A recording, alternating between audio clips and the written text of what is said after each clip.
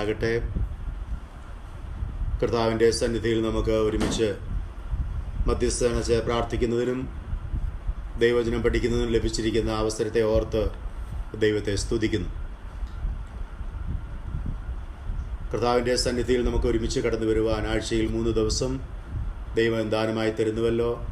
കഴിഞ്ഞ 5 വർഷമായി ഈ കൂട്ടായ്മ, ഈ കൂടിവരവ് അനുഗ്രഹപ്രദമായി നടക്കുന്നു. അതോർത്ത് ദൈവത്തെ സ്തുതിക്കുന്നു. അനേകരുടെ ജീവിതത്തിൽ ആത്മീക വളർച്ചയ്ക്ക് മുഖാന്തരമായി തീരുന്നു. അതോർത്ത് ദൈവത്തെ മഹത്വപ്പെടുത്തുകയാണ്.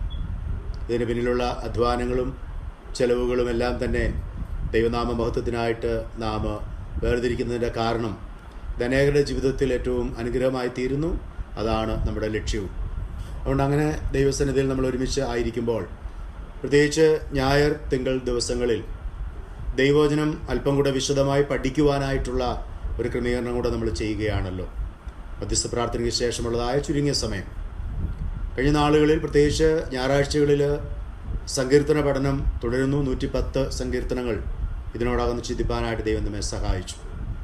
അതുപോലെ തന്നെ നമ്മൾ മറ്റ് തിങ്കളാഴ്ചകളിൽ മറ്റ് പുസ്തകങ്ങളിൽ നിന്ന് മറ്റ് വിഷയങ്ങളൊക്കെ പഠിക്കുവാനായിട്ട് നമുക്ക് സാധിച്ചു. ധാരാളം വിഷയങ്ങൾ നമ്മൾ പഠിച്ചു. കഴിഞ്ഞ പ്രാവശ്യം നമ്മൾ യോനാ പ്രവാചകന്റെ പുസ്തകമാണ് പഠിച്ച് അവസാനിപ്പിച്ചത്. അതിനു മുമ്പ് സമാഗമന കൂടാരം എന്ന ധാരാളം ക്ലാസ്സുകൾ നമ്മൾ കൈകാര്യം ചെയ്തു. അതിനു മുമ്പ് ഫിലേമോൻ്റെ ലേഖനവും അതുപോലെ തന്നെ മറ്റ് കൊച്ചു കൊച്ചു പുസ്തകങ്ങളൊക്കെ നമുക്ക് ചിന്തിക്കുവാനായിട്ട്, ലേഖനങ്ങളൊക്കെ പഠിക്കുവാൻ നമുക്ക് സാധിച്ചു. എന്നാൽ ഇന്ന് ഒരു പുതിയ പഠനം ആരംഭം കുറിക്കുവാനായിട്ട് ശ്രമിക്കുകയാണ്. ഞാൻ പറഞ്ഞിരുന്നു, ആർക്കെങ്കിലും ഏതെങ്കിലും വിഷയങ്ങളോ ഏതെങ്കിലും പുസ്തകങ്ങളോ പഠിക്കുവാനായിട്ട് താല്പര്യമുണ്ടെങ്കിൽ അറിയിക്കണം എന്ന് പറഞ്ഞു. എന്നാൽ ഇതുവരെയും ആരും ഒന്നും പറഞ്ഞില്ല. എന്നാൽ കഴിഞ്ഞ ആഴ്ചയിൽ ഞാൻ പുനലൂർ ഒരു ചെറിയ പള്ളിയിൽ ഒരു കൺവെൻഷനായിട്ട് കടന്നു പോയപ്പോൾ എൻ്റെ മനസ്സിലേക്ക് കടന്നു വന്നതും അവിടെ പ്രസംഗിക്കുവാനായിട്ട് എടുത്തതായിട്ടുള്ളൊരു വിഷയം കൊലോസ്യ ലേഖനത്തിൽ നിന്നായിരുന്നു. അതുകൊണ്ട് ചിന്തിച്ചു, പ്രാർത്ഥിച്ചു, കൊലോസ്യ ലേഖന പഠനം ഇന്നു മുതൽ ആരംഭിക്കാം എന്നാണ് ആഗ്രഹിക്കുന്നത്.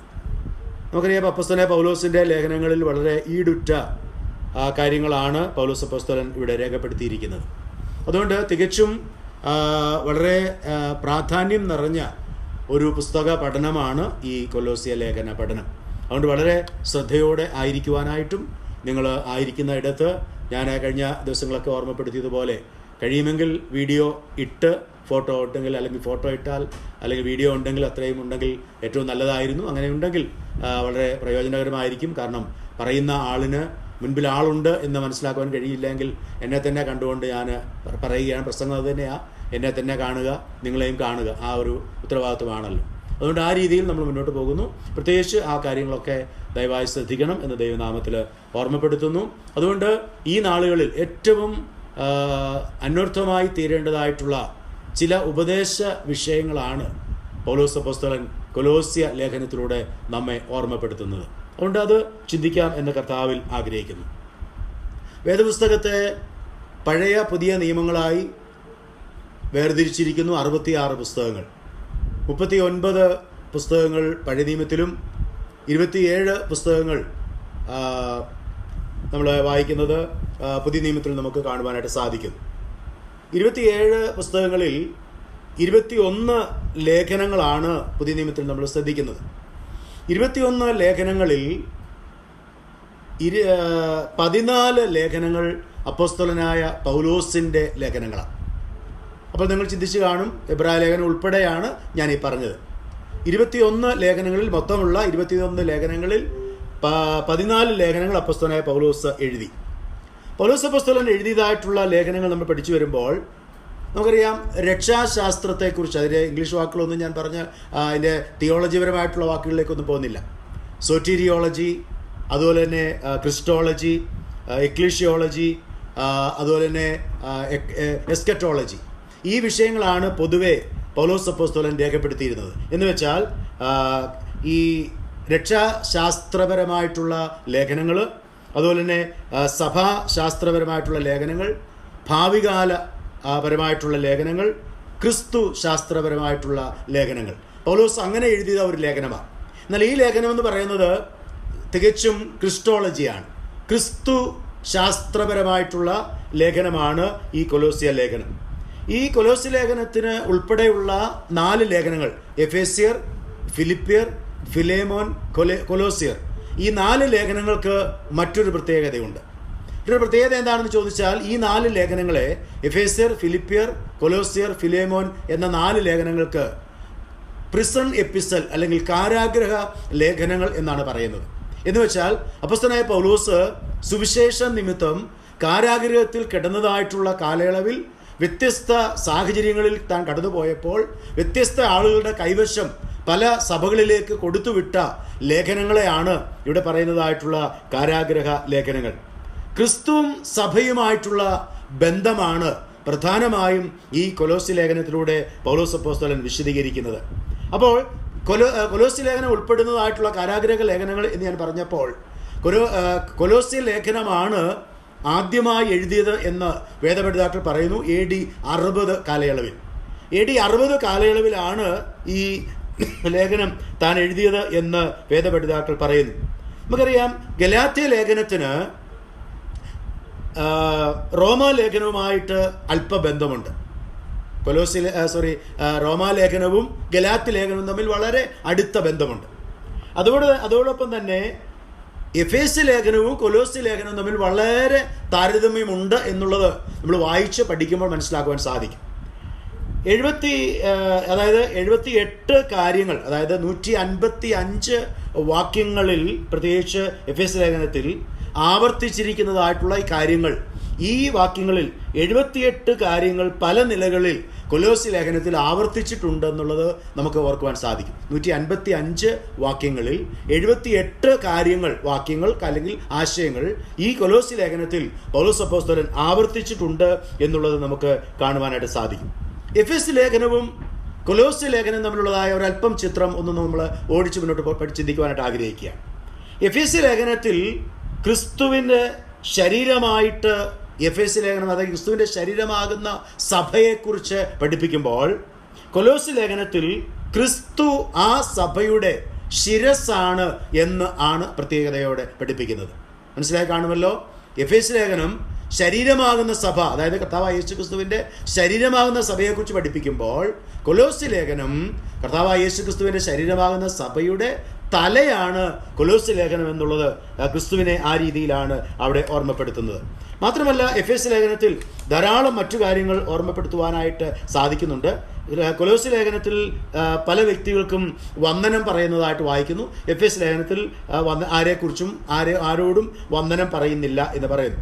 എഫേസ്യ ലേഖനത്തിൽ ദുരുപദേശ വിഷയങ്ങളെക്കുറിച്ച് താക്കീത് നൽകുകയോ പഠിപ്പിക്കുകയോ ഒന്നും ചെയ്യുന്നില്ല എങ്കിലും, കൊലോസ്യ ലേഖനത്തിൽ ദുരുപദേശത്തെ വളരെ നിശിതമായിട്ട് വിമർശിക്കുന്ന പൗലോസിൻ്റെ വാക്കുകൾ നമുക്ക് കാണുവാൻ സാധിക്കും. 2 ലേഖനങ്ങളിലും ക്രിസ്തുവിൻ്റെയും സഭയുടെയും മഹത്വമാണ് വിവരിച്ചിരിക്കുന്നത് എന്നുള്ളത് നമ്മൾ ഓർക്കണം. ഇവിടെ നമ്മൾ മനസ്സിലാക്കണം, പ്രത്യേകിച്ച് ഓർക്കുമ്പോൾ, ഒരു വിശ്വാസിയുടെ ആത്മീക വളർച്ചയുടെ ആവശ്യകതയെക്കുറിച്ചാണ് 2 ലേഖനങ്ങളിലും നമുക്ക് പഠിക്കുവാനായിട്ട് സാധിക്കുന്നത്. മാത്രമല്ല, കൊലോസ്യ ലേഖനത്തിൽ ദാസന്മാർക്കുള്ള കടപ്പാടുകളും ചുമതലകളും ഓർമ്മപ്പെടുത്തുമ്പോൾ, പ്രത്യേകിച്ച് എഫേസ്യ ലേഖനത്തിൽ നമ്മൾ വായിക്കുന്നുണ്ട്, ഭാര്യമാർക്ക്, ഭർത്താക്കന്മാർക്ക്, അതുപോലെ തന്നെ യജമാനന്മാർക്ക് ഉള്ളതായ മാതാപിതാക്കൾക്കുള്ള കടമകളെക്കുറിച്ച് അവിടെ കൃത്യമായിട്ട് ഓർമ്മപ്പെടുത്തുന്നു. ഇവിടെ നമ്മൾ ഓർക്കുകയാണെങ്കിൽ, കൊലോസ്യ എന്ന സഭ പൗലോസിനാൽ ആരംഭിക്കപ്പെട്ട സഭയല്ല. കാരണം പൗലോസ് അപ്പോസ്തലൻ ആ സഭയിൽ ഒരു പ്രാവശ്യം പോലും കടന്നു പോയിട്ടുമില്ല. എന്നാൽ കാരാഗൃഹത്തിൽ കിടന്നപ്പോൾ എപ്പഫ്രാദിത്തോസ് എന്ന ഒരു മനുഷ്യൻ്റെ കരങ്ങളിൽ അവയെ ഏൽപ്പിച്ച് കൊടുക്കുന്നതായിട്ടാണ് നമ്മൾ വായിക്കുന്നത്. നമ്മൾ ആദ്യ അധ്യായങ്ങളിൽ അത് ചിന്തിക്കും. എപ്പഫ്രാസ്, അതായത് നിജപുത്രനായ എപ്പഫ്രാസ് എന്നൊക്കെ നമ്മൾ വായിക്കുന്നുണ്ട്. സഹ തടവുകാരനാണെന്നൊക്കെ പറയുന്നുണ്ട്.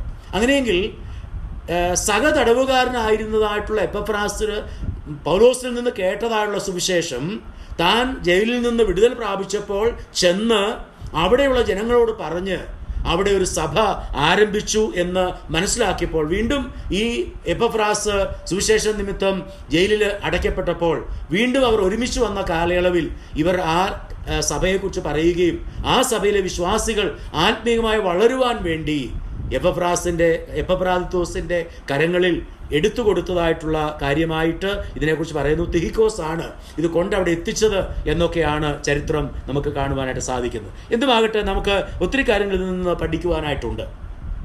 കൊലോസ്യ ലേഖനത്തിൽ നിന്ന് ധാരാളം കാര്യങ്ങൾ നമുക്ക് പറയുവാനായിട്ട് സാധിക്കും. ഈ കൊലോസ്യ ലേഖനത്തിൻ്റെ ലക്ഷ്യം എന്താണെന്ന് ചോദിച്ചാൽ, ഞാൻ ഓർമ്മപ്പെടുത്തി, സഭയിൽ നുഴഞ്ഞു കയറിയതായിട്ടുള്ള ദുരുപദേഷ്ടാക്കന്മാരെ ശക്തമായി എതിർക്കുക, വിശ്വാസികൾക്ക് ആവശ്യമായിട്ടുള്ള എല്ലാ കാര്യങ്ങളും ക്രിസ്തുവിൽ ഉണ്ടെന്ന് വെളിപ്പെടുത്തുക, വ്യക്തമാക്കുക.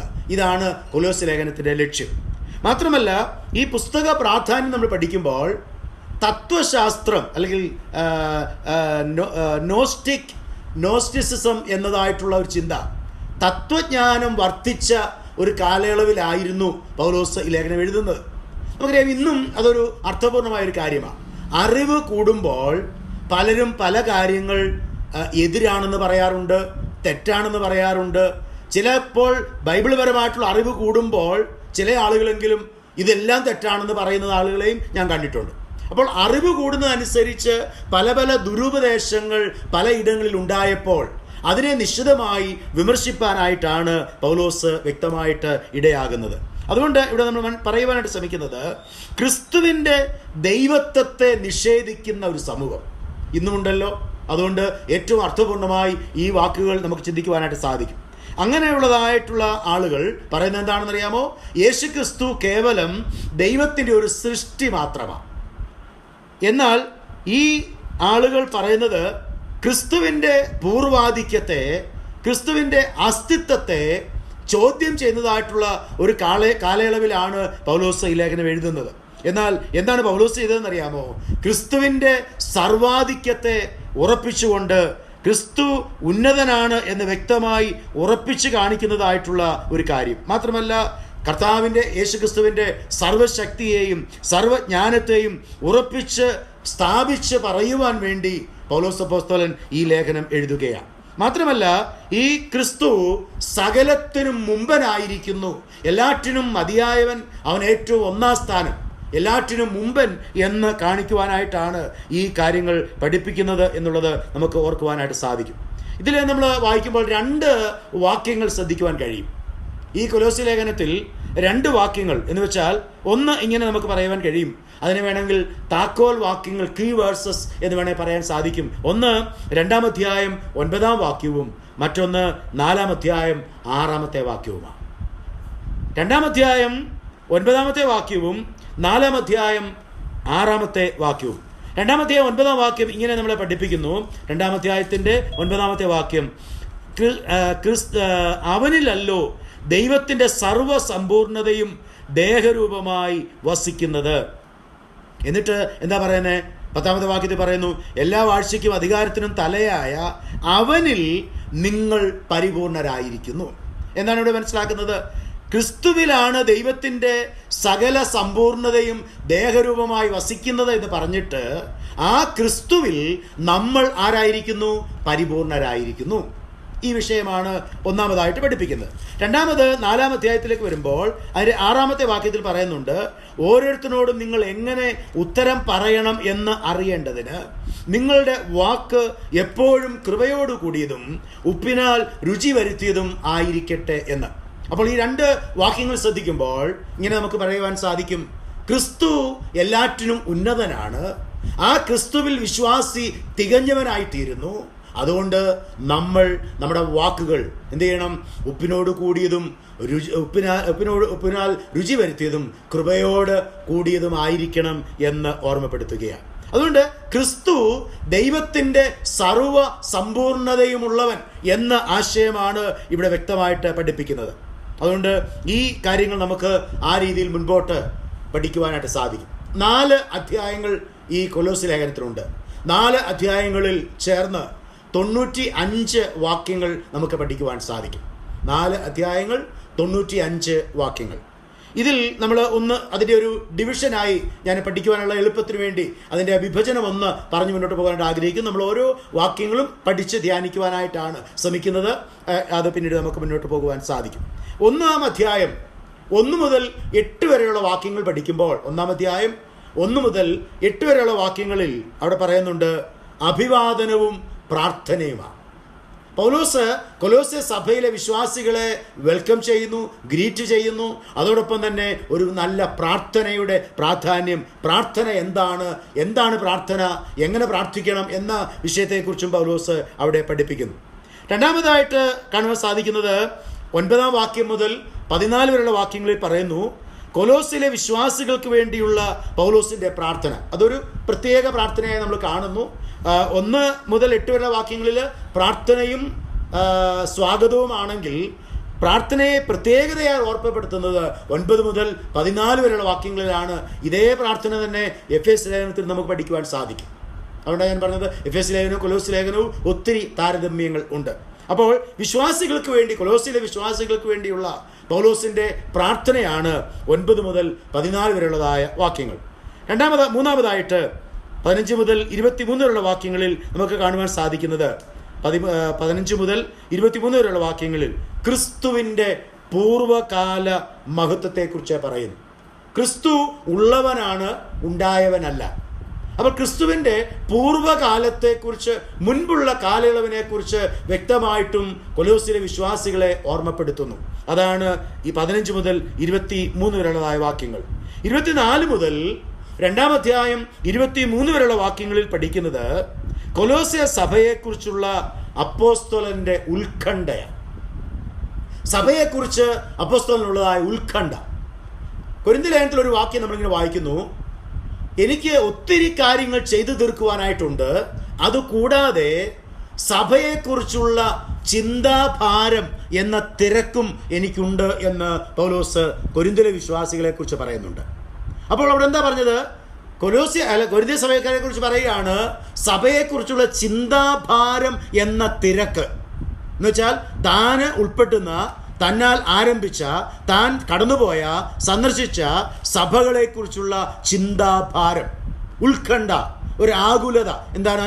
ആ സഭ എന്താകും, ആ സഭയിലെ ജനങ്ങൾ എങ്ങനെ മുന്നോട്ട് പോകും, ഈ കാര്യങ്ങൾ ഓർക്കുന്നതായിട്ടുള്ള അനുഭവം. അതാണ് 1-ാം അധ്യായത്തിൻ്റെ 24 മുതൽ 2-ാം അധ്യായം 23 വരെയുള്ള വാക്യങ്ങളിൽ നമുക്ക് കാണുവാനായിട്ട് സാധിക്കുന്നത്. പിന്നീട് നമ്മൾ മനസ്സിലാക്കാൻ 5-ാമതായിട്ട് കാണുന്നത് 3-ാം അധ്യായം 1 മുതൽ 4-ാം അധ്യായം 6 വരെയുള്ള വാക്യങ്ങൾ. 3-ാം അധ്യായം 1 മുതൽ 4-ാം അധ്യായം 6 വരെ വിശ്വാസിയുടെ വർദ്ധമാനമായ അല്ലെങ്കിൽ വർദ്ധിച്ചു വരുന്ന ജീവിതത്തിൻ്റെ ചില സവിശേഷതകൾ. അപ്പോൾ ക്രിസ്തുവിൽ ഒരുവനായാൽ, ഞാൻ ആദ്യം ഓർപ്പിച്ചതുപോലെ, പരിപൂർണതയിലേക്ക് എത്തണമല്ലോ. അപ്പോൾ ആരും പരിപൂർണരല്ല, പക്ഷെ പരിപൂർണതയിലേക്ക് എത്തുന്ന ആ പ്രോസസ്സിൻ്റെ പ്രാധാന്യത്തെക്കുറിച്ചാണ് 3-ാം അധ്യായം 1 മുതൽ 4-ാം അധ്യായം 6 വരെ പഠിപ്പിക്കുന്നത്. അപ്പോൾ ഒരു വിശ്വാസി വിശ്വാസത്തിൽ വർദ്ധിക്കണം എന്ന ആശയം. ഒടുവിലായിട്ട് 6-ാമതായി 4-ാം അധ്യായം 7 മുതൽ 18 വരെയുള്ള വാക്യങ്ങളിൽ സമാപന സന്ദേശമായും നന്ദി വാക്കുകളായിട്ടും പറഞ്ഞുകൊണ്ടാണ് താൻ ഈ ലേഖനം അവസാനിപ്പിക്കുന്നത്. ഈ ലേഖനത്തെ നമുക്ക് ആ രീതിയിൽ പഠിക്കുവാനായിട്ട് നമ്മൾ ശ്രമിക്കുന്നു, ആഗ്രഹിക്കുന്നു. പ്രത്യേകിച്ച് നമ്മൾ ഇതിനെക്കുറിച്ച് ചിന്തിക്കുമ്പോൾ ഇത് വേദപുസ്തകത്തിലെ 51-ാമത്തെ പുസ്തകമാണ്. ഇതിൽ ഒരു ചോദ്യം നമ്മൾ വായിക്കുന്നുണ്ട്. ചരിത്രപരമായിട്ടുള്ള വാക്യങ്ങളായിട്ട് 92 കാര്യങ്ങളുണ്ട്. 3 പ്രവചന വാക്യങ്ങൾ നമുക്ക് കാണുവാനായിട്ട് സാധിക്കുന്നുണ്ട്. അതുകൊണ്ട് ഈ കാര്യങ്ങൾ നമ്മൾ ഒരുമിച്ച് ചിന്തിക്കുവാനായിട്ട് ആഗ്രഹിക്കുമ്പോൾ കൊലോസ്യ ലേഖനം ക്രിസ്തുവിൻ്റെ മഹത്വത്തെ വർണ്ണിക്കുകയാണ്. ദുരുപദേശത്തിൽ കടന്നുപോയതായിട്ടുള്ള സഭയെ യഥാർത്ഥ ഉപദേശത്തിലേക്ക് കൊണ്ടുവരുവാൻ പൗലോസ് പണിപ്പെടുന്ന, പ്രയാസപ്പെടുന്ന, ബുദ്ധിമുട്ടുന്ന വിഷയങ്ങളാണ് നമുക്ക് ഈ ലേഖനത്തിലൂടെ പഠിക്കുവാനായിട്ട് സാധിക്കുന്നത്. കൊലോസ്യ പട്ടണത്തെക്കുറിച്ചൊക്കെ നമ്മൾ ചിന്തിക്കണോ എന്നെനിക്കറിയില്ല. അത് എന്തായിരുന്നാലും ഏഷ്യ മൈനറിലുള്ള ഒരു പ്രധാന പട്ടണമായിരുന്നു കൊലോസ്യ പട്ടണം എന്നുള്ളത് നമുക്കറിയാം. ഇവിടെ പെന്തക്കോസ്ത് നാളിൽ പല ആളുകൾ യെരുശലേമിൽ വന്നു കൂടിയവർ ഈ പട്ടണത്തിൽ നിന്നൊക്കെ വന്നതായിട്ടൊക്കെ നമുക്ക് വായിക്കുവാൻ സാധിക്കുന്നുണ്ട്. എല്ലാ കാര്യങ്ങളും നമ്മൾ ഓർക്കുമ്പോൾ അവിടെ 3 പട്ടണങ്ങളെക്കുറിച്ചാണ് പ്രത്യേകതയിൽ ഈ ലേഖനത്തിൽ പറയുന്നത്. കൊലോസ്യ, ലവോദിക്ക, ഹിയരപ്പൊലി. അപ്പോൾ ഹിയരപ്പൊലിസ്, കൊലോസ്യ, ലവോദിക്ക ഈ പട്ടണങ്ങളെക്കുറിച്ചും ഈ ലേഖനത്തിൽ പറയുന്നുണ്ട് എന്നുള്ളത് നമുക്ക് ഓർക്കുവാനായിട്ട് സാധിക്കും. ഇവിടെ അനേക കാര്യങ്ങൾ നമുക്ക് പഠിക്കുന്നതിന് സാധിക്കുമല്ലോ. അതുകൊണ്ട് ആ രീതിയിൽ നമുക്ക് പഠിക്കുവാൻ ഇടയാകട്ടെ. നമ്മൾ ക്രിസ്തുവിൽ പരിപൂർണരാകും എന്നുള്ള ആ ഉത്തമമായ ബോധ്യത്തിൽ മുന്നോട്ട് പോകുവാനായിട്ട് നമുക്ക് സാധിക്കട്ടെ. ആദ്യത്തെ 1-2 വാക്യങ്ങൾ ഒന്ന് വായിച്ച് മുന്നോട്ട് പോകുവാനായിട്ട് ശ്രമിക്കുകയാണ്. 1-2 വാക്യങ്ങൾ ഞാൻ വായിക്കട്ടെ. ദൈവേഷ്ടത്താൽ ക്രിസ്തുവേശുവിൻ്റെ അപ്പോസ്തലനായ പൗലോസും സഹോദരനായ തിമോത്തിയോസും കൊലോസിയിലുള്ള വിശുദ്ധന്മാരും ക്രിസ്തുവേശുവിൽ വിശ്വസ്ത സഹോദരന്മാരുമായവർക്ക് എഴുതുന്നത്, നമ്മുടെ പിതാവായ ദൈവത്തിങ്കിൽ നിന്ന് നിങ്ങൾക്ക് കൃപയും സമാധാനവും ഉണ്ടാകട്ടെ. ഇവിടെ നമുക്ക് കാണുവാൻ കഴിയുന്നത് കൊലോസിയിലെ വിശുദ്ധന്മാർക്ക് എഴുതുന്ന ഒരു ലേഖനമാണ്. അപ്പോൾ ക്രിസ്തുവിൻ്റെ വ്യക്തമായ ആളത്വത്തെ ഉറപ്പിച്ച് മഹത്വത്തെ വർണ്ണിക്കുന്നതായിട്ടുള്ള വിഷയങ്ങൾ ഇവിടെ നമ്മൾ മനസ്സിലാക്കുമ്പോൾ എഫെസോസിൽ തുറന്നോസിൻ്റെ ഭവനത്തിൽ ഒരു ബൈബിൾ പഠനമായി വേർതിരിച്ചതായിട്ടുള്ള കാര്യങ്ങളൊക്കെ നമ്മൾ അപ്പോസ്തല പ്രവൃത്തികൾ 19-ാം അധ്യായത്തിൽ വായിക്കുന്നുണ്ട്. അപ്പോൾ ആയിരിക്കാം ഈ കൊലോസ്യ ആളുകളായിരുന്നതായ എപ്പഫ്രാസും ഫിലേമോനും രക്ഷയിലേക്ക് വന്നത് എന്ന് പറയുന്നു. എന്നിരുന്നാലും ആ എപ്പഫ്രാസ് പിന്നീട് ആ സഭയ്ക്ക് ആ സ്വന്തം ദേശത്ത് ഒരു ആരംഭം കുറിക്കുകയാണ്. അങ്ങനെ താൻ പോകുന്നതായിട്ടുള്ള ചിത്രങ്ങളാണ് നമുക്ക് മുൻപോട്ട് കാണുവാൻ കഴിയുന്നത്. എന്നാൽ പിന്നീട് താൻ കാരാഗ്രഹത്തിൽ അടയ്ക്കപ്പെടുന്നു. ആ വിഷയങ്ങളൊക്കെ ഞാൻ മുമ്പേ ഓർമ്മപ്പെടുത്തിയല്ലോ. ഇതിലൂടെ പറഞ്ഞ വാക്കുകൾ എന്താണ്? ദൈവേഷ്ടത്താൽ ക്രിസ്തുവേശുവിൻ്റെ അപ്പോസ്തലനായ പൗലോസ്. ഇവിടെ നമുക്ക് കാണുവാൻ സാധിക്കുന്നത് ദൈവേഷ്ടത്താൽ എന്നുള്ള വാക്ക് നമ്മൾ ശ്രദ്ധിക്കുക. ദൈവേഷ്ടത്താൽ എന്ന് പറയുമ്പോൾ നമുക്കറിയാം വേദപുസ്തകം ആരംഭിക്കുന്ന വാക്ക് ആദിയിൽ ദൈവം എന്നുള്ള വാക്കാണ്. അങ്ങനെയാണല്ലോ വേദപുസ്തകം ആരംഭിക്കുന്നത്. എന്നാൽ ഇവിടെ ദൈവ ഇഷ്ടം, ദൈവേഷ്ടത്താൽ എന്ന പദത്തോടുകൂടെ ഈ ലേഖനം ആരംഭിക്കുന്നു. നമ്മൾ സങ്കീർത്തനം 40:8 നമ്മളിങ്ങനെ വായിക്കുന്നു, യേശുക്രിസ്തു ഈ ലോകത്തിലേക്ക് വന്നത് ദൈവ ഇഷ്ടപ്രകാരമാണ്. ഞാനതിനെ വളരെ നന്ദിയോടെ ഓർക്കുക. ആ വാക്ക് തന്നെ എന്നെ വളരെ ചിന്തിപ്പിച്ചു. പൗലോസ് അപ്പോസ്തലനോട് പറയുകയാണ്, ദൈവേഷ്ടത്താൽ ഒരാൾ ക്രിസ്തുവേശുവിൻ്റെ ശുശ്രൂഷകനാകുന്നു. ചിന്തിക്കുക, ദൈവത്തിൻ്റെ ഇഷ്ടത്താൽ ദൈവം ക്രിസ്തുവിനെ ഇങ്ങോട്ട് വിട്ടു. അത് ദൈവത്തിൻ്റെ ഇഷ്ടമാണ്. നമ്മൾ വായിക്കുന്നു യോഹന്നാൻ 3:16, തൻ്റെ ഏകജാതനായ പുത്രനിൽ വിശ്വസിക്കുന്ന ഏവനും നശിച്ചു പോകാതെ നിത്യജീവൻ പ്രാപിക്കേണ്ടതിന് ദൈവം അവനെ നൽകുവാൻ തക്കവണ്ണം ലോകത്തെ സ്നേഹിച്ചു എന്ന്. അങ്ങനെയെങ്കിൽ ദൈവ ഇഷ്ടത്താൽ വന്ന കർത്താവായ യേശുക്രിസ്തു, ദൈവം കാലത്തിൻ്റെ സമ്പൂർണ്ണതയിൽ കന്യകയുടെ മകനായി ഈ ലോകത്തിലേക്ക് കർത്താവിനെ അയക്കുകയാണ്. അതുകൊണ്ട് നമുക്കിവിടെ മനസ്സിലാകാൻ കഴിയുന്നത് ദൈവേഷ്ടത്താൽ ക്രിസ്തുവേശുവിൻ്റെ അപ്പോസ്തലനായ പൗലോസ് എന്നാണ് പറയുന്നത്. കേവലം മാനുഷികമായി ഒരു വിളിയോ ഒരു തെരഞ്ഞെടുപ്പോ ലഭിച്ച് വന്ന ഒരാളല്ല പൗലോസ് അപ്പോസ്തലൻ. അപ്പോൾ നമ്മുടെ മനസ്സിലേക്ക് ഒരു ചിന്ത വന്നു കാണും, പൗലോസ് യഥാർത്ഥത്തിൽ അപ്പോസ്തലനാണോ? അതിനെക്കുറിച്ച് ചില സംശയങ്ങൾ പലരും പ്രകടിപ്പിക്കാറുണ്ട്. എന്ന് വെച്ചാൽ നമുക്കറിയാം, യൂദ എന്ന മനുഷ്യൻ കെട്ടിഞ്ഞാന്ന് ചത്തു കഴിഞ്ഞപ്പോൾ ഒരു വേക്കൻസി വന്നു. അപ്പോൾ അന്ന് കൂടിയിരുന്നതായിട്ടുള്ള 11 ശിഷ്യന്മാരും ആദിമ സഭയിലെ ചിലരും കൂടെ പറഞ്ഞു, എന്താണ്, ചില സങ്കീർത്തന വാക്യങ്ങളൊക്കെ കോട്ട് ചെയ്തിട്ട് പറഞ്ഞു, യൂദയുടെ സ്ഥാനത്തേക്ക് ഒരാളെ നമുക്ക് തിരഞ്ഞെടുക്കണം, നമുക്ക് നറുക്കിടാം എന്ന് പറഞ്ഞ് ചീട്ടിട്ട് മത്യാസ് എന്ന മനുഷ്യനെ തിരഞ്ഞെടുത്തു. അപ്പോസ്തലന്മാരോട് ചേർത്ത് പിടിച്ചു. നമുക്കറിയാം, അത് അവർ കണ്ടെത്തിയതായിട്ടുള്ള 12ാമത്തെ ആളിനെ, അല്ലെങ്കിൽ ആ 12 പേരെ തികയ്ക്കുവാനായിട്ട് ചെയ്ത ഒരു പ്രവൃത്തിയാണ്. എന്നാൽ നാളുകൾ മുൻപോട്ട് പോയി ആദിമ സഭയുടെ പ്രത്യേകിച്ച് വളർച്ച വളരെ ശക്തമായി മുന്നോട്ട് പോവുകയാണ്. സ്തേഫാനോസ് എന്ന ഒരു മനുഷ്യനെ ആ കൂടി വന്നിരുന്നതായിട്ടുള്ള ആളുകൾ ഈ സഭയ്ക്കെതിരായി നിന്നുകൊണ്ട് ആ ആളുകൾ എന്ത് ചെയ്തു? സ്തേഫാനോസിനെ കല്ലെറിയുകയാണ്. സ്തേഫാനോസിനെ കല്ലെറിയുന്നു. യാക്കോബ് എന്ന യേശുവിൻ്റെ ശിഷ്യനെ വെട്ടിക്കൊല്ലുന്നു. ഇതെല്ലാം ആദിമ സഭയിൽ ആദ്യ കാലത്തുണ്ടായ സംഭവമാണ്. എന്നാൽ നമ്മളൊന്ന് ചിന്തിച്ചു നോക്കി, ഞാൻ മുഖവരിയിലേക്ക് വരട്ടെ. സ്തേഫാനോസ് എന്ന മനുഷ്യനെ കല്ലെറിയുവാനായിട്ട് യഹൂദ സംഘം വന്നപ്പോൾ അതിൻ്റെ മുൻപിൽ നിന്നുകൊണ്ട് ഈ സ്തേഫാനോസിൻ്റെ വസ്ത്രം സൂക്ഷിച്ച് പിടിച്ചുകൊണ്ടിരുന്നത് ഈ ശൗൽ എന്ന മനുഷ്യനായിരുന്നു.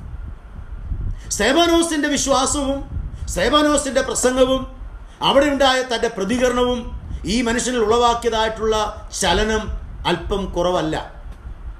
അങ്ങനെയുള്ളതായ ആ മനുഷ്യൻ നമുക്കറിയാം, പിന്നീട് അധികാരപത്രവും വാങ്ങി യാത്ര ചെയ്ത് മുന്നോട്ട് പോകുമ്പോഴാണ് ദൈവമായ കർത്താവ് നട്ടുച്ച നേരത്ത് ദമസ്കോസിൽ വെച്ച് ഈ ശൗലിനെ പിടിക്കുന്നത്. അങ്ങനെ പിടിച്ച് തെരഞ്ഞെടുത്ത് കണ്ണിൻ്റെ കാഴ്ച നഷ്ടപ്പെടുന്നു. അനന്യാസ് പിന്നീട് ചെന്ന് അവന് സ്നാനം നൽകി അവനെ ദൈവഭാഗത്തെ കൊണ്ടുവരുന്നു. അവൻ്റെ കണ്ണിൽ നിന്ന് ചെതുമ്പൽ പോലെ ഒന്ന് പോയി അവന് കാഴ്ചയുള്ളവനായിട്ട് മാറുകയാണ്. അപ്പോൾ കർത്താവ് പറഞ്ഞൊരു വാക്കുണ്ട്, എന്താണ്? ഇന്നു മുതൽ നീ ഞാൻ തിരഞ്ഞെടുത്ത ജാതികളുടെ അപ്പോസ്തലനാണ്, നീ ജാതികളുടെ അപ്പോസ്തലനായി പ്രവർത്തിക്കണം എന്ന് പറഞ്ഞ് കർത്താവായ യേശുക്രിസ്തു നേരിട്ട് വിളിച്ച് തിരഞ്ഞെടുത്തു. അങ്ങനെയെങ്കിൽ അടുത്ത ചോദ്യം, ആരാണ് യഥാർത്ഥ അപ്പോസ്തലൻ? അപ്പോസ്തലന്മാരുടെ യോഗ്യത എന്തൊക്കെയാണ്? ഒന്ന്, യേശുക്രിസ്തുവിനോടൊപ്പം ജീവിച്ചവർ ആയിരിക്കണം. രണ്ട്, യേശുക്രിസ്തു തിരഞ്ഞെടുത്ത് അവനോടൊപ്പം ജീവിക്കുവാനായിട്ട് അനുവദിച്ചവർ ആയിരിക്കണം. അപ്പോൾ യേശു വിളിച്ചവരായിരിക്കണം, യേശു തിരഞ്ഞെടുത്തവരായിരിക്കണം, യേശുവിനോടൊത്ത് താമസിച്ചവരായിരിക്കണം, യേശു പറഞ്ഞ വാക്കുകൾ കേട്ടവരായിരിക്കണം. മാത്രമല്ല യേശുവിൻ്റെ പുനരുത്ഥാനത്തിന് സാക്ഷ്യം വഹിച്ചവരായിരിക്കണം. ഈ യോഗ്യതകൾ പൗലോസിനുണ്ടോ ഇല്ലയോ? പൗലോസിനുണ്ട്. കർത്താവ് അവനെ തിരഞ്ഞെടുത്തു. എന്നിട്ട് പൗലോസ് അപ്പോസ്തലൻ കൊരിന്ത്യയിലെ വിശ്വാസികളോട് പറയുകയാണ്, അവൻ 500-ലധികം സഹോദരന്മാർക്ക് ഒരുമിച്ച് പ്രത്യക്ഷനായി, പിന്നെ അകാല പ്രജ പോലെയുള്ള എനിക്കും പ്രത്യക്ഷനായി എന്ന്. അപ്പോൾ പൗലോസ് അപ്പോസ്തലൻ വ്യക്തമായി അവകാശത്തോടെ പറയുകയാണ്, ഞാൻ യേശുവിനാൽ വിളിക്കപ്പെട്ടവനാണ്, യേശു എന്നെ കണ്ടു, അവൻ എന്നെ തെരഞ്ഞെടുത്തു, മാത്രമല്ല അവൻ്റെ ഉപദേശം ഞാൻ കേട്ടു, അതോടൊപ്പം തന്നെ അവൻ്റെ പുനരുത്ഥാനത്തിന് ഞാൻ സാക്ഷ്യം വഹിച്ചു എന്ന്. അങ്ങനെ യേശുക്രിസ്തുവിനാൽ തെരഞ്ഞെടുക്കപ്പെട്ട വ്യക്തിയാണ് ഈ അപ്പോസ്തലനായ പൗലോസ്. പിന്നീടാണ് താൻ അപ്പോസ്തലനായിട്ട് മാറുന്നത്. അപ്പോൾ ഞാൻ പറയാൻ ശ്രമിച്ചത്, മനുഷ്യനിൽ നിന്നല്ല, മനുഷ്യനാലുമല്ല, യേശുക്രിസ്തുവിനാലും പിതാവായ ദൈവത്താലും അത്രേ അപ്പോസ്തലനായ പൗലോസ് തിരഞ്ഞെടുക്കപ്പെട്ടത് എന്ന് ഗലാത്യ ലേഖനം 1-ാം അധ്യായം 1-ാം വാക്യത്തിൽ നമ്മൾ വായിക്കുന്നു. തൻ്റെ ശുശ്രൂഷ ദൈവത്താൽ ഫലമേൽപ്പിക്കപ്പെട്ടതാണ് എന്ന ഉത്തമമായ ബോധ്യം പൗലോസിന് ഉണ്ടായിരുന്നു. 1 തിമോഥെയോസ് 1-ാം അധ്യായം 12-ാം വാക്യം നമ്മൾ വായിക്കുമ്പോൾ 1 തിമോഥെയോസ് 1-ാം അധ്യായം 12-ാം വാക്യത്തിൽ പറയുകയാണ്, ക്രിസ്തു എന്നെ വിശ്വസ്തനെന്നെണ്ണി ശുശ്രൂഷയ്ക്ക് ഫലമേൽപ്പിച്ചതുകൊണ്ട് ഞാൻ അവനെ സ്തുതിക്കുന്നു എന്ന്. അപ്പോൾ ക്രിസ്തുവിൽ എന്നെ വിശ്വസ്തനെന്നെണ്ണി ശുശ്രൂഷയ്ക്ക് ഫലമേൽപ്പിച്ചു എന്ന് പൗലോസ് അപ്പോസ്തലൻ പറയുന്നു. അങ്ങനെയെങ്കിൽ ഞാൻ പറഞ്ഞത്, കർത്താവിനാൽ തിരഞ്ഞെടുക്കപ്പെട്ട് തന്നിലെ വിശ്വസ്തത കണ്ട് യോഗ്യത ഏൽപ്പിച്ച് മുന്നോട്ട് പോയതായിട്ടുള്ള അനുഭവത്തെക്കുറിച്ച് നമുക്ക് കാണുവാനായിട്ട് സാധിക്കും. ക്രിസ്തുവേശുവിൻ്റെ അപ്പോസ്തലൻ എന്ന വാക്ക് ഇവിടെ നമുക്ക് ശ്രദ്ധിക്കുവാൻ സാധിച്ചല്ലോ. ക്രിസ്തുവേശുവിൻ്റെ അപ്പോസ്തലൻ, ദൈവേഷ്ടത്താൽ ക്രിസ്തുവേശുവിൻ്റെ അപ്പോസ്തലൻ. നമുക്കറിയാം, ക്രിസ്തുവേശുവിൻ്റെ അപ്പോസ്തലൻ എന്ന് പറഞ്ഞാൽ എന്താ? അപ്പോസ്തലൻ എന്ന വാക്കിൻ്റെ അർത്ഥം അയക്കപ്പെട്ടവൻ എന്നാണ്. അയക്കപ്പെട്ടവൻ അല്ലേ? അപ്പോൾ ദൈവത്താൽ അയക്കപ്പെട്ടവനാണ് അപ്പോസ്തലൻ. അപ്പോൾ നമുക്കറിയാം, എഫേസ്യ ലേഖനം 4-ാം അധ്യായത്തിൻ്റെ 11-ാമത്തെ വാക്യം പഠിക്കുമ്പോൾ ദൈവസഭയിലെ ശുശ്രൂഷ വൃന്ദത്തെ പൊതുവെ 4 തരത്തിലാണ് അവിടെ ചിത്രീകരിച്ചിരിക്കുന്നത്. 1 അപ്പോസ്തലന്മാർ, 2 പ്രവാചകന്മാർ, 3 സുവിശേഷകന്മാർ, 4 ഇടയന്മാർ അല്ലെങ്കിൽ ഉപദേഷ്ടാക്കന്മാർ. ഈ 4 കാര്യങ്ങളോടാണ് അവിടെ കാര്യങ്ങൾ പറഞ്ഞിരിക്കുന്നത്. ഇതിൽ ഏറ്റവും പ്രധാനപ്പെട്ടതായിട്ടുള്ള ശുശ്രൂഷയാണ് അപ്പോസ്തോലിക ശുശ്രൂഷ അല്ലെങ്കിൽ അപ്പോസ്തല ശുശ്രൂഷ. 1 കൊരിന്ത്യർ ലേഖനം 11-ാം അധ്യായം 28-ാമത്തെ വാക്യത്തിൽ, 1 കൊരിന്ത്യർ 11:28 അപ്പോസ്തലനായ പൗലോസ് അയക്കപ്പെട്ടവൻ എന്ന പദത്തിൽ താൻ അവിടെ വ്യക്തമായി ഓർമ്മപ്പെടുത്തുകയാണ് തന്നെ തന്നെ അപ്പോസ്തലനായിട്ട്. എബ്രായ ലേഖനം 3-ാം അധ്യായം 1-ാം വാക്യത്തിൽ യേശുക്രിസ്തുവിനെ നമ്മൾ അപ്പോസ്തലൻ എന്ന് പറയുന്നു.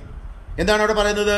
അവിടെ പറയുന്നത് ഇങ്ങനെയാണല്ലോ, പിതാവായ ദൈവത്താൽ അയക്കപ്പെട്ടവൻ എന്ന അർത്ഥത്തിൽ അവിടെ യേശുക്രിസ്തുവിനെ അപ്പോസ്തലൻ എന്ന് സംബോധന ചെയ്തിട്ടുണ്ട്. ഞാൻ പറഞ്ഞത്, അവിടെ പറയുന്നത് കർത്താവായ യേശുക്രിസ്തുവിൻ്റെ അയക്കപ്പെടലിനെ കുറിച്ച് ഓർമ്മപ്പെടുത്തിക്കൊണ്ടാണ് എബ്രായ ലേഖനക്കാരൻ പൗലോസ് അപ്പോസ്തലൻ പറയുന്നത് യേശുക്രിസ്തുവും ഒരു അപ്പോസ്തലനാണ്. ദൈവം സ്വർഗത്തിൽ നിന്ന് ഇങ്ങോട്ട് ഭൂമിയിലേക്ക് അയച്ചവൻ എന്ന അർത്ഥത്തിലാണ് ആ കാര്യങ്ങൾ പറയുന്നത്. അപ്പോൾ ഞാൻ പറഞ്ഞത്, അപ്പോസ്തലന്മാരുടെ ശുശ്രൂഷ എന്ന് പറയുമ്പോൾ നമുക്കറിയാം എവിടെയാണ്, എങ്ങനെയാണ്. പൗലോസ് അപ്പോസ്തലൻ വീണ്ടും പറയുന്നു, യേശുക്രിസ്തു എന്ന മൂലക്കല്ലും അപ്പോസ്തലന്മാരും പ്രവാചകന്മാരും എന്ന അടിസ്ഥാനത്തിൻ്റെ മേൽ സഭ പണിയപ്പെടുന്നു എന്ന്. എഫെസ്യ ലേഖനത്തിലെ വാക്യമാണ് ഞാൻ പറഞ്ഞത്. എഫെസ്യ ലേഖനത്തിൽ അങ്ങനെ പറയുമ്പോൾ അതിൻ്റെ അർത്ഥം എന്താണ്? അപ്പോസ്തലന്മാരുടെ സ്ഥാനം, പ്രവാചകന്മാരുടെ സ്ഥാനം, അതുപോലെ തന്നെ സുവിശേഷകന്മാരുടെ സ്ഥാനം, ഇടയന്മാരുടെ സ്ഥാനം. ഇത് നമ്മൾ മനസ്സിലാക്കുകയാണെങ്കിൽ എന്താണ് പൗലോസ് അവിടെ പഠിപ്പിക്കാൻ ശ്രമിച്ചത്? ക്രിസ്തു എന്ന സഭയുടെ അടിസ്ഥാനം എന്ന് പറയുന്നത് നമുക്കറിയാം, മൂലക്കല്ല് ക്രിസ്തു, അടിസ്ഥാനം ആരൊക്കെയാണ്? അപ്പോസ്തലന്മാരും പ്രവാചകന്മാരും. അപ്പോൾ അപ്പോസ്തലന്മാരും പ്രവാചകന്മാരും എന്ന അടിസ്ഥാനത്തിന്മേൽ പത്രോസ് അപ്പോസ്തലൻ പറയുന്നത് പോലെ നിങ്ങളെ അവൻ ജീവനുള്ള കല്ലുകളായി പണിതുകൊണ്ടിരിക്കുന്നു. അപ്പോൾ ഓരോ വിശ്വാസിയെയും കർത്താവ് രക്ഷിക്കപ്പെടുന്നവരെ ദിനം പ്രതി സഭയോട് ചേർത്തുകൊണ്ടിരുന്നു എന്ന്. അങ്ങനെയെങ്കിൽ ആ തരത്തിൽ അപ്പോസ്തലത്വ ശുശ്രൂഷയെക്കുറിച്ച് പൗലോസ് അപ്പോസ്തലൻ രേഖപ്പെടുത്തുകയാണ്. മാത്രമല്ല, പൗലോസ് അപ്പോസ്തലൻ സ്വയം അപ്പോസ്തലനായതല്ല എന്നും യേശുക്രിസ്തുവിനാൽ അയക്കപ്പെട്ടതാണ് എന്നും ക്രിസ്തു യേശുവിൻ്റെ അപ്പോസ്തലനാണ് എന്നും പറയുവാൻ കഴിയുന്നു. കാരണം ക്രിസ്തുവിൻ്റെ ദൗത്യം ഏറ്റെടുത്തുകൊണ്ട് ക്രിസ്തു അയച്ചിട്ട് കർത്താവ് യേശുക്രിസ്തുവിൻ്റെ അന്ത്യാജ്ഞാപനം നമ്മൾ വായിക്കുന്നുണ്ട്. മത്തായിയുടെ സുവിശേഷം 28-ാം അധ്യായം 18, 19, 20 വാക്യങ്ങൾ. ആകയാൽ നിങ്ങൾ പുറപ്പെട്ട് സകല ജാതികളെയും ശിഷ്യരാക്കണം എന്നുള്ള ആഹ്വാനം. ആ ആഹ്വാനം ശിരസ വഹിച്ചുകൊണ്ട് അയക്കപ്പെട്ടവനെന്നുള്ള ദൗത്യ നിർവഹണത്തിൽ മുന്നോട്ട് പോയതായിട്ടുള്ള പൗലോസ് അപ്പോസ്തലൻ തന്നെ പരിചയപ്പെടുത്തുന്നു. ദൈവേഷ്ടത്താൽ ക്രിസ്തുയേശുവിൻ്റെ അപ്പോസ്തലനായ പൗലോസ്. പ്രിയമുള്ളവരെ, നമുക്ക് ഈ ചിന്തകൾ ഒന്ന് കൺക്ലൂഡ് ചെയ്യാനായിട്ട് ഞാൻ ആഗ്രഹിക്കുക. അവിടെ പറയുന്നത് ഇങ്ങനെയാണ്: ദൈവേഷ്ടത്താൽ ക്രിസ്തുയേശുവിൻ്റെ അപ്പോസ്തലൻ. നമുക്ക് ഉറപ്പിച്ചങ്ങനെ പറയുവാനായിട്ട് സാധിക്കുമോ? ഞാനും നിങ്ങളും ദൈവ ഇഷ്ടത്താൽ ക്രിസ്തു യേശുവിൻ്റെ അപ്പോസ്തലനാണോ എന്ന്? ദൈവം കർത്താവിനെ സമയത്ത് അയച്ചപ്പോൾ ഈ ഭൂമിയിൽ തൻ്റെ ശുശ്രൂഷ നിറവേറ്റി. ദൈവം ഏൽപ്പിച്ച ദൗത്യം കൃത്യതയോടെ യേശു കർത്താവ് ചെയ്തുവെങ്കിൽ ആ ദൗത്യം കർത്താവായ യേശു ക്രിസ്തു മാനവരാശിയെ ഏൽപ്പിച്ച് ഞാനും നിങ്ങൾ കർത്താവിനാൽ തിരഞ്ഞെടുക്കപ്പെട്ട് അയക്കപ്പെട്ടിട്ടുണ്ട് എങ്കിൽ നമ്മുടെ ദൗത്യം നിറപടിയായി നിവർത്തിച്ച് ദൈവഹിതത്തിൻ്റെ പൂർത്തീകരണത്തിലേക്ക് വരുവാനായിട്ട് ദൈവം നമ്മെ ഒരുക്കട്ടെ എന്ന് പ്രത്യേകമായിട്ട് ഈ സമയത്ത് പ്രാർത്ഥിക്കുന്നു. അതിനായിട്ട് നമ്മെ തന്നെ സമർപ്പിക്കാം. ദൈവകരങ്ങൾ നമ്മെ തന്നെ വിട്ടുകൊടുക്കാം. അടുത്ത ആഴ്ച മുതൽ വിശദീകരണമായി വാക്യങ്ങളിലേക്ക് നമുക്ക് പ്രവേശിക്കാം. അതിന് ദൈവത്തിൻ്റെ പരിശുദ്ധാത്മാവ് നമ്മെ സഹായിക്കട്ടെ. പ്രാർത്ഥനയ്ക്കായി നമുക്ക് തലകളെ വണക്കാം.